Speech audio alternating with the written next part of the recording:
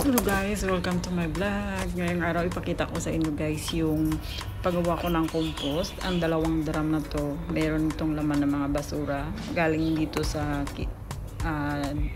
kusina namin at saka yung mga dahon.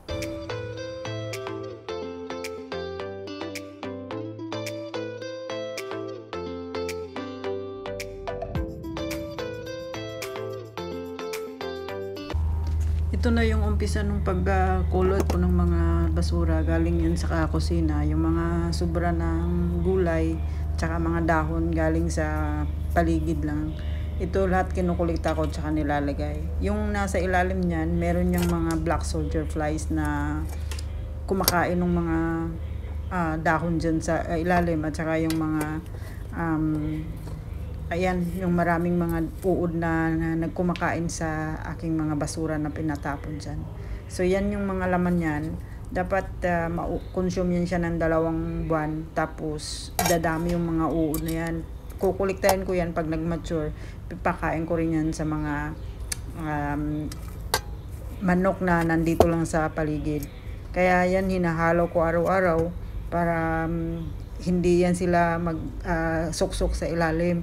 Lahat ng mga compost na dapat nandyan sa ilalim, mauubos lahat nila yan sa loob ng 2 buwan. Pwede ko na ulit papalitan ng panibago. Kaya takpan muna natin to bago kabila naman yung haluin ko ng sa ganon yung mga nasa ilalim na mga larvae, hindi rin susuksok. Ito hindi masyadong marami kaya haluin ko lang muna para yung ngayong pag nakakolekta na ulit ako ng panibagong mga dahon, saka ko nakukunin yung mga laman dyan. Yan yung nasa loob. Yung kabilang drum naman yun ang kukuhaan ko ng mga compost. So ayan, mga 2 buwan na ito. Ito simulan ko na ulit ang pagkuha nito. Tatanggalin ko na laman yan dahil 2 buwan na yan. So kuliktahin ko na at saka itatap doon sa mga bagong box, VG box na umpisahan kong lagyan. So busin lahat yung kuha. Nasa loob ng blue drum na yan, yung 2.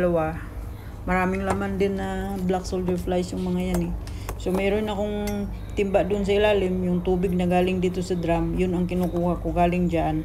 Yun din yung dinidili ko doon sa mga halaman yung nasa paligid. So kaya yan, medyo mahirap yung pagkapala ko kasi alam nyo na, isang kamay lang tsaka yung bunganga lang yung nagsasalita dyan. Yan, dahan-dahan lang yung pagpala. Ito rin yung itatapon ko doon sa mga halaman ko na nasa gilid. So mamaya ipakita ko sa inyo yung mga halaman ko rin na nandun lang sa gilid na lalagyan ko ng mga compost na to. Hindi naman masyadong katagalan, kaya kinukonsume dapat ng 2 buwan bago ulit makakulikta ng panibagong mga dahon na ilagay na naman dito. So kung maraming mga larvae ng black soldier flies yung nasa ilalim, mas mabilis yung kulikta ko ng compost. So mga 1 buwan at kalahati, ang pinakamatagal na ay 2 buwan. So makukuha ko lahat yung mga yan. Ito kaya dahan-dahan. Sana makalagay ako ng maraming compost doon sa mga gulay ko. Ang sakit nung nasa na sagi nung pintuan ng screw sa pagpala ko, kaya dumugo yung kamay ko. Yeah. Pero hayaan mo na, basta matapos lang yan.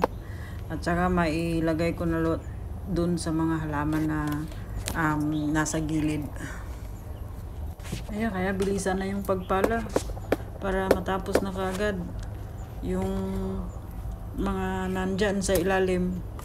Naka-stack yan mga 2 buwan. So kailangan ko lang yan tanggalin lahat para makapanibago na naman ulit ako ng lagay ng dahon. So kung hindi lang masyadong umulan, maraming makukuhang mga dahon, pero pagka wala, minsan kukunti lang yung nailagay ko dyan sa loob. Hirap magpala ng mga compost na nasa ilalim. Tapos nasugat pa yung kamay ko, kaya medyo mahirap angat ng pala. Pero sige lang, dahan-dahan hanggang sa matapos ito. At makapanibago ako na namang lagay diyan sa loob. Basta enjoy lang sa ginagawa. Matatapos ko rin ito. Yung pagkaumaga na wala akong ginagawa, dito sa umaga ang pinaka una kong puntahan pagkatapos kong mag-almusal. Kaya nakakatuwa na. Tapos lalo na makikita ko yung mga dami kong mga black soldier flies na nandun sa ilalim. Yung mga itim na parang langaw. Kaya yan siya yung laman yan dyan sa loob. Kaya lalong mabilis yung pagka compose ng mga dahon at saka yung sobra ng mga gulay na sobrahan dito sa kusina namin. Kaya dyan ko lahat nilalagay. Pati yung mga sobrang mga dahon dun sa aking gulayan, dun ko lahat nilalagay. Kaya nakakolekta na ako ng isang box. Ayan, nasa 2 box na yan. Marami pa rin natira. Kaya dahan-dahan lang yung pagkuha ko nyan para ma-distribute ko yan dun sa mga gulay ko na iba. Yan, ang dami pa rin laman. Meron na akong nakuha na isang box pa lang yan. So marami pang kasunod yan. Kaya medyo bilis-bilisan para medyo madali matapos. Yan, takpan muna natin yan. Saka i-distribute ko muna ito sa ibang mga. Ito naman yung gamit ko dito ay recycled na coffee grounds. Yung pinangtanggalan ko doon sa kapihan. Yan ang nilagay ko doon sa kale. Ito ilagay ko na to doon sa may video box para makabalik ulit ako ng panibagong tanggal dito sa aking loob ng blue drum. Ayan. Ayan. So binilisan ko na. Hindi ko na pinakita yung pagtanggal ko ng iba nito dahil mahirap. Kaya yan, nakakuha na ulit ako ng isang balde. Ayan, kukunti na lang yung natira. So ubusin ko ng kuha yan lahat. Ilagay ko doon sa mga gulay ko na iba. Ayan, may nakuha na ako.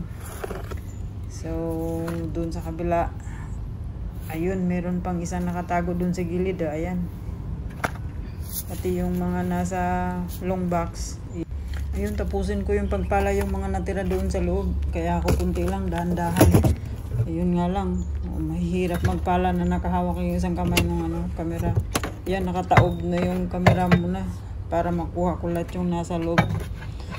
Hirap kasi magpala doon sa loob ng nasa ilalim, nakasiksik. Kaya medyo sakripisyo muna yung camera natin, pati haya. Doon muna tapusin hanggang sa, ayan, kukunti na lang. Ayan, matatapos na yan. Ilagay ko na doon sa loob lahat para ubos lahat yung nasa loob ng box na yan. Ito na lang yung pang last na kuha ko dito sa loob ng compost. Kaya yan, medyo dahan-dahan lang yung pagkapala ng doon sa loob. Kasi ang hirap pala ng isang kamay lang. Yan. Ang taba nito pagka nailagay na sa mga gulay ko ng compost na ito. Lalo na sa kamatis, ang ganda ng tubo ng kamatis. Ang taba. Ayan. Tapos na rin ito. Kukunti na lang. Saka magalaw yung drum dahil wala nang laman sa loob. Hindi na masyadong maibalance. Kaya pag kinuha ko ng compost na natira dito sa loob, tataob siya. Ayan, kaya ayan, kukunti na lang yung laman. Kaya dandahan. Kaya tsagaan lang talaga yung pagkalagay nito. Kung gusto kong kumain ng gulay na masarap, ayan, dito ako gumagawa ng compost. Ayun, malinis lahat yan. Walang mga chemicals na halo, hindi puro. Kaya ayan guys, nakita nyo na yung mga ginawa kong compost. Ayan, kakulikta na ako ng maraming mga compost dyan sa loob. Sana nag-enjoy kayo sa panonood ng aking video guys. At sa sunod na pag-upload ko ulit, panoorin nyo. Maraming salamat sa susunod guys. Maraming salamat sa suporta ninyo sa uulitin. At mag-upload ulit ako ng mga panibagong videos. So maraming salamat. At sa pag-upload ko ulit. Bye-bye.